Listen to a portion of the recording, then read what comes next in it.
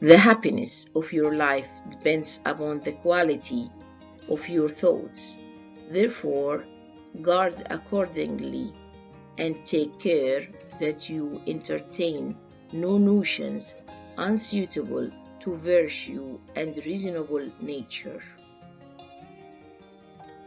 The sea is everything.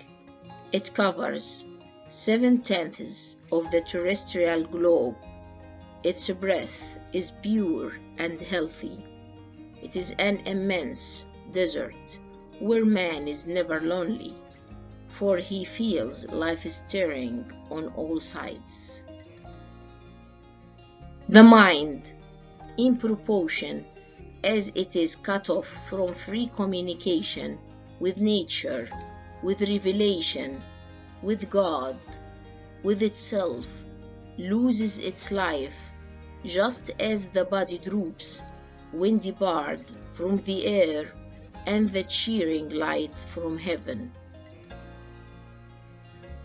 Even with all our technology and the inventions that make modern life so much easier than it once was, it takes just one big natural disaster to wipe all that away and remind us that here on earth we are still at the mercy of nature.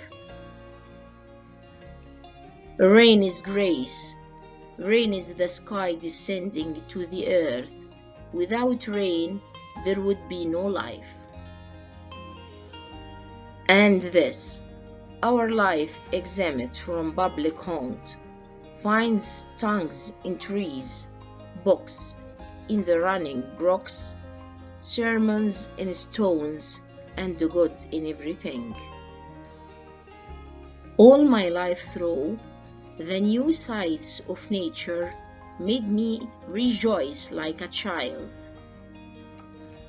In wilderness, I sensed the miracle of life, and behind it, our scientific accomplishments fade to trivia. Nothing is given to man on earth. Struggle is built into the nature of life, and conflict is possible.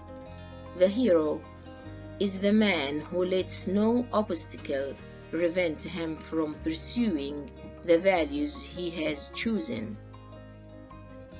Whenever the pressure of our complex city life thins my blood and numbs my brain, I seek relief in the trail, and when I hear the coyote wailing to the yellow dawn, my cares fall from me. I am happy. I have seen many storms in my life. Most storms have caught me by surprise.